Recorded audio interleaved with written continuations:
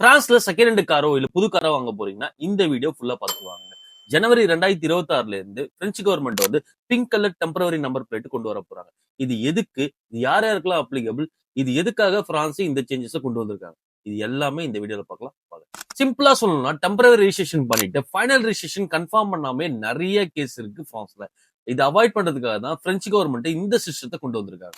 யார் யாருக்கெல்லாம் அப்ளிகபிள் ஆகும் அப்படின்னு பாத்தீங்கன்னா, புது கார் வாங்குறவங்களுக்கு, இம்போர்ட்டட் வெஹிக்கிளுக்கு, ரெண்டல் கார் யூஸ் பண்ணிட்டு இருக்கிறவங்களுக்கு, பிரெஞ்சு ரிஜிஸ்ட்ரேஷன் வெயிட் பண்ணிட்டு இருக்கிறவங்களுக்கு, டெஸ்ட் டிரைவிங் பண்றவங்களுக்கு, ரோட் ப்ரொஃபஷனல் சர்வீஸ் பண்ணிட்டு இருக்கவங்க, இவங்களுக்கு எல்லாருக்குமே 2026ல இருந்து இந்த pink colour number plate register ஆகும். எதுக்காக பிரான்ஸ்ல இந்த சேஞ்சஸ் கொண்டு வந்திருக்காங்க அப்படின்னு பாத்தீங்கன்னா, இப்போதைக்கு டெம்பரவரி நம்பர் பிளேட் வந்து ஒயிட் அண்ட் பிளாக்ல தான் இருக்கு. ஓல்டு டெம்பரவரி நம்பர் பிளேட் பாத்தீங்கன்னா போலீஸால ஈஸியா ஐடென்டிஃபை பண்ண முடியல.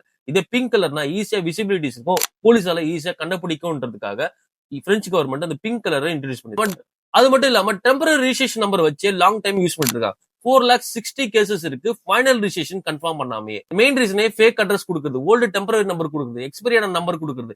இதனால போலீஸால ஈஸியா ஐடென்டிஃபை பண்ண முடியல. அதுக்கு தான் பிங்க் கலர் வித் டேட்டோட கொடுத்துருக்காங்க, ஈஸியா ஐடென்டிஃபை பண்ணணும்னு சொல்லிட்டு. முக்கியமான விஷயமே டெம்பரரி நம்பர் பிளேட் பாத்தீங்கன்னா அரௌண்ட் 4 months தான் உங்களுக்கு வேலிடிட்டி வரும். கார் ஓனர்ஸ் வந்து ஃபைனல் ரிஜிஸ்ட்ரேஷன் கன்ஃபார்ம் பண்ணலாம், வித்தின் 4 monthsலயே உங்களுக்கு வந்து எக்ஸ்பைரி ஆயிடும்.